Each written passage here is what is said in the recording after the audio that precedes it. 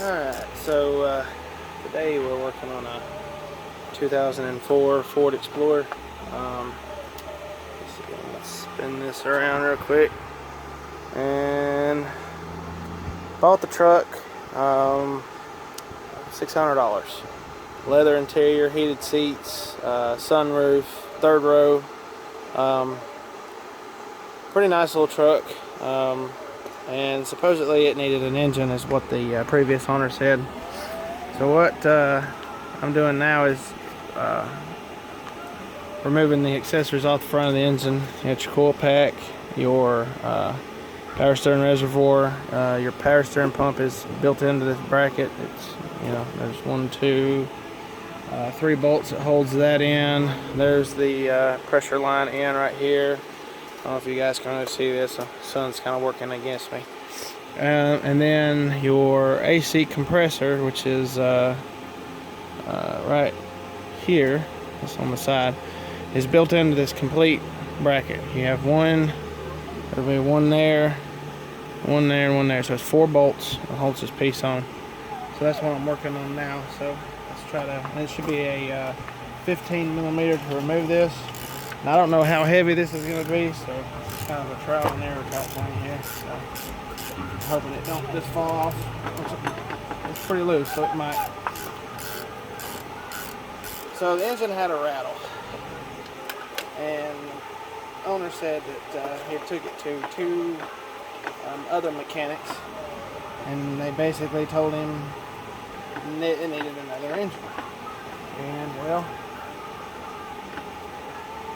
it don't sound like it has a bad enough, I don't know, it's not really a knock, it's more like a rattle. And upon doing some research, these are bad about timing chains. The guides go bad, the chains come loose. So anyway, get this way out here. And it looks like it's holding this thing. Okay. So this bracket comes in, and I guess it bolts in behind this piece. So what is that? 8 millimeter.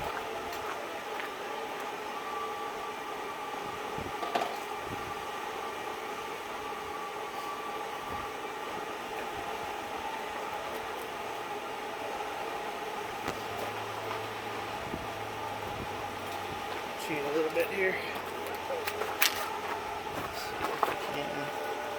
Get this in here without. I was trying to keep from having to take all this apart. Maybe it'd be a little easier in the long run putting it back together. Let's see. I hope this doesn't fall off. Need my bolt tray over here. I'm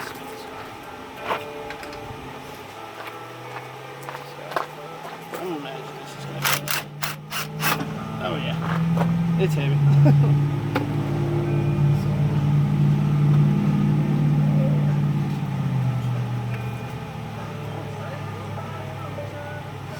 Wires and stuff to stay up here out of the way. This whole bracket comes out. Not too bad. Let's set this over here out of the way with the rest of the stuff.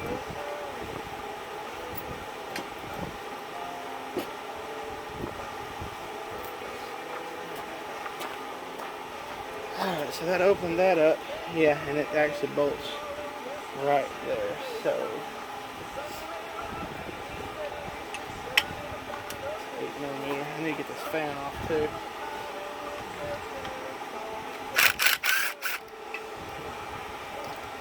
Switch over here.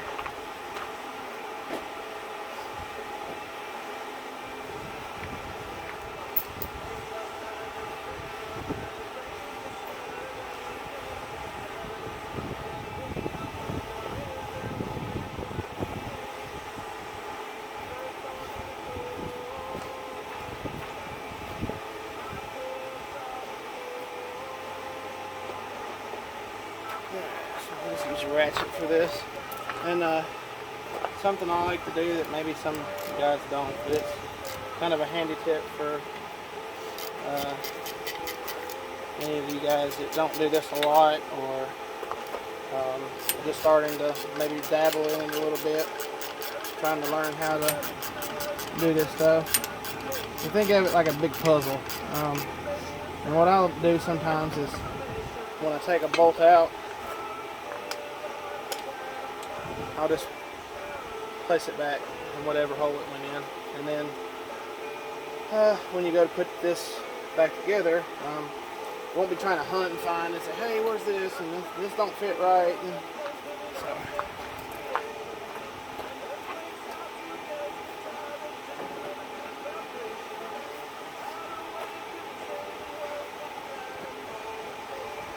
cuts down a lot of confusion, you know. Alright, so there's the front side of that head, and I have one, looks like two, surely that's more than that. I'm gonna pop this alternator off. These are pretty easy. Like 13mm possibly. 13, and that might work.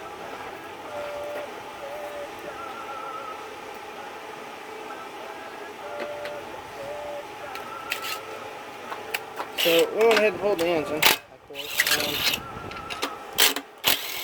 I tell you what, that was fun. I don't recommend doing that unless you pulled an engine before, or I mean, it's rough. On this one here, on this particular one, we were thinking about pulling the engine and transmission together. Yeah, that was out of the question. There's just not enough room there to do that. Now we'll set this in here.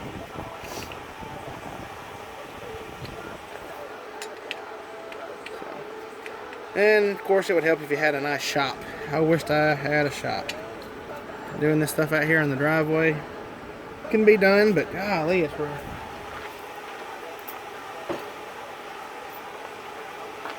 Alright. There's the school bus. Also, when you lay your tools up here, try not to drop them into intake ports up here.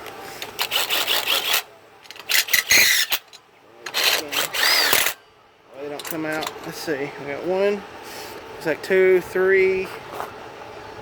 And it looks like that's it.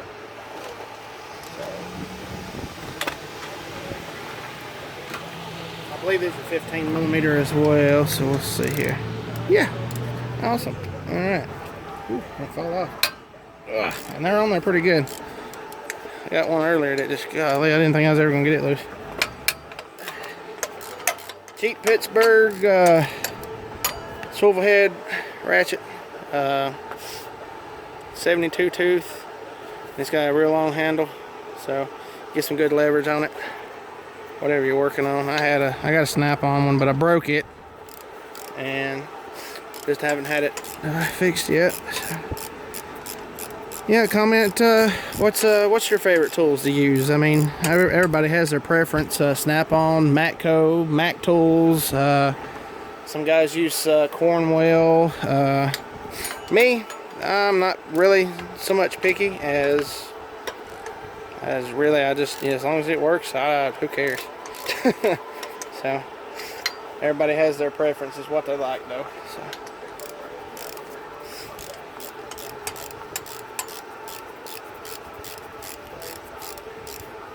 we're going to try to get this off, and then I've got to deal with this dreaded clutch fan, and I don't have a clutch fan tool, so I'm not exactly sure how I'm going to go about attacking that one.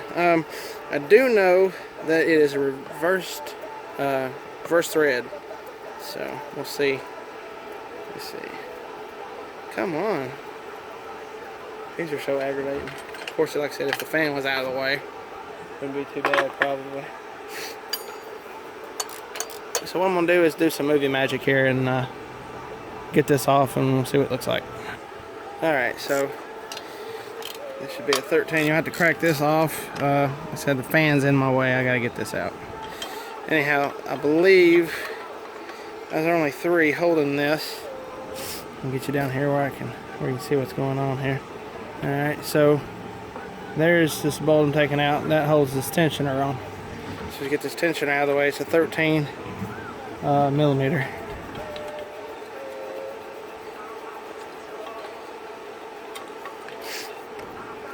Stick this back in here. Keep it out of the way for now. It might have been a bad move. Let's see. And the bolt I'm trying to get is actually alright,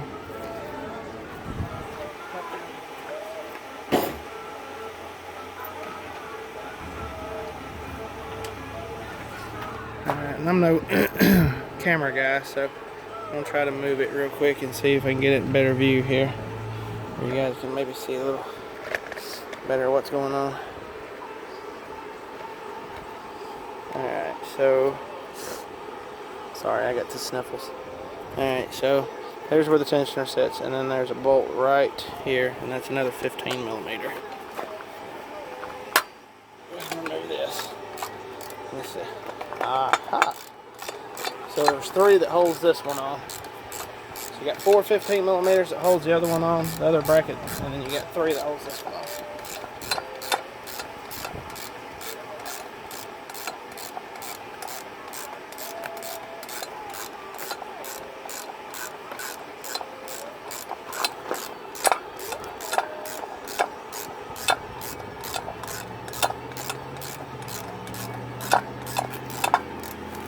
So I'm kind of learning at this as I go. And alright, so that'll just pop up out of the way just like that. And that gives you a little more room. Move this back over here. And then you kind of see what's going on. Let me set this down. And this was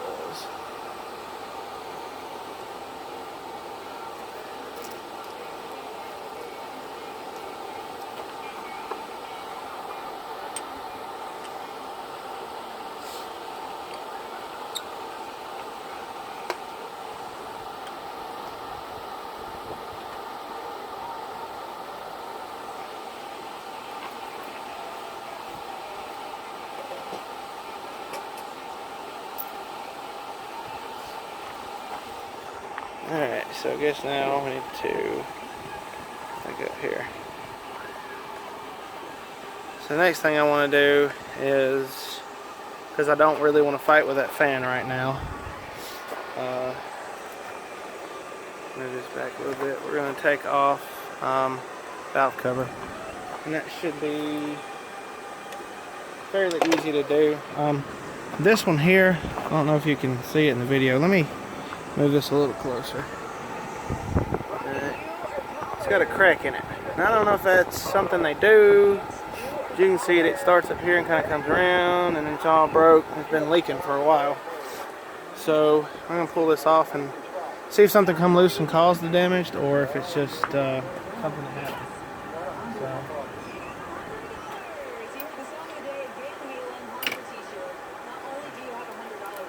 And then you've got a longer one here, and that holds your spark plug wire from falling down on the manifold. So these things here are pretty much shot. So but you got one long one here, one long one here, one long one here, one long one here. The other two short.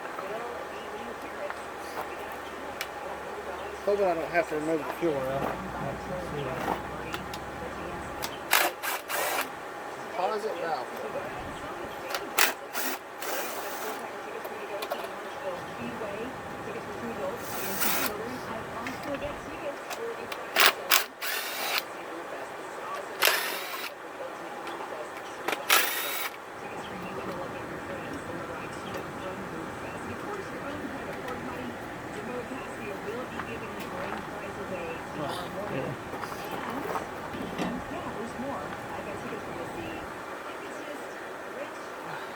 Alright, so I guess you have to use a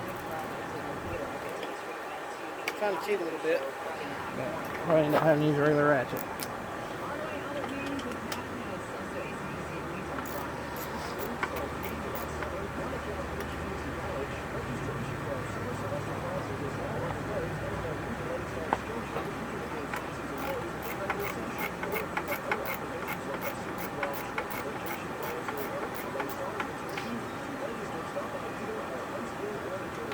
This one here is going to be the one that don't want to come out.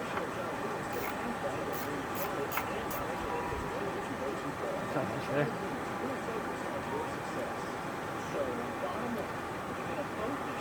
So this truck had 200 and something thousand miles on it. I'm gonna say the timing change probably hasn't ever been touched. More than likely.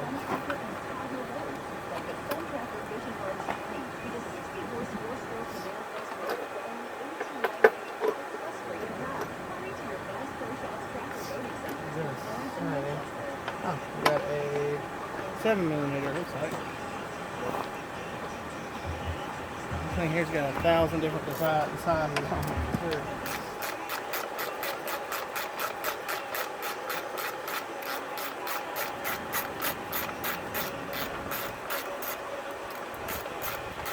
Huh.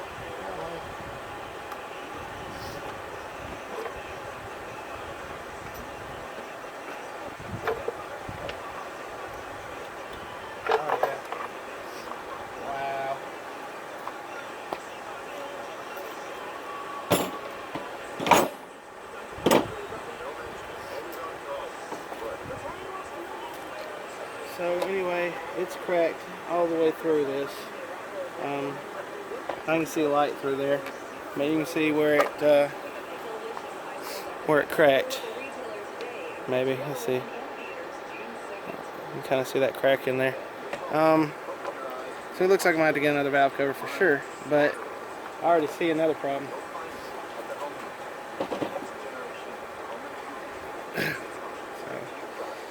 Let's move this over here so you guys can see what is going on. And this is bad. I don't think I've ever seen. This is pretty wild here. Let me roll this down. Okay. So there is your timing chain. Alright, and the way this thing works is you have a timing chain on the front side of the engine and a timing chain on the back side. There's a shaft that runs through the back side of the engine off the front. It's called a jack shaft, and that holds everything. There's your tensioner. The tensioner bolts through the side of the head right here.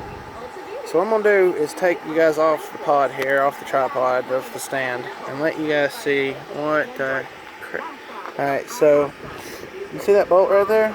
That bolt's supposed to be round. You can see where the chain has been. Look how loose this is. Wow. And I don't know if you can. Oh my lord, look at that. There is the chain. Oh my lord, so that is a guide. Was a guide. Wow. Look, there's more pieces of it down in there.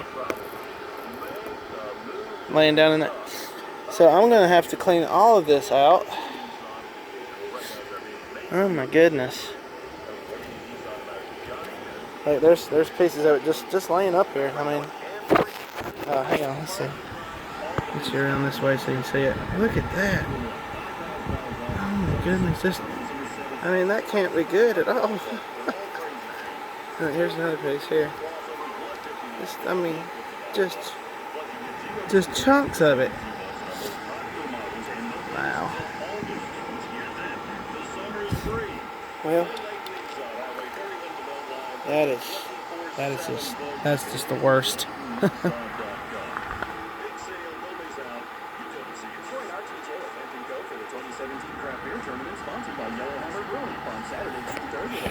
Alright, so anyway, that's what I'm working with. So it looks like timing chain guides, clean this thing up. So if you get a rattle, you can pretty much take it to the bank that's what the problem is. The timing, I mean, I've seen some stuff where these things are coming apart, but that is just, I mean, look at it. You can see where the chain was riding it. It just chewed this thing to pieces. Well, that makes me feel a little bit better because it's not an engine issue. The engine's not ruined, but timing chain set for this thing's about $400. So, you know, And if you guys do this, do it right. I would recommend taking it out, taking it apart, taking your time with it. I'm gonna do a video on chain replacement, and then I'm hoping this thing hasn't junk time and caused some valve issues, valve to piston issues. But yeah, take it out, take your time with it. Don't get in a hurry. And then get you an engine stand to put it on. And the reason I say that is because this is just a cheap Pittsburgh engine stand. I think they're like 100, or yeah, it might even be $100. But after I get all this stuff done on the top, I'm going to take and spin the engine to where the bottom of the engine's facing up, and then I can check and make sure that none of these pieces are stuck into the oil pickup. I have seen where the oil pickup will get stopped up with these pieces and cause the oil, of course, not to be picked up out of the oil pan, and thus creating engine damage.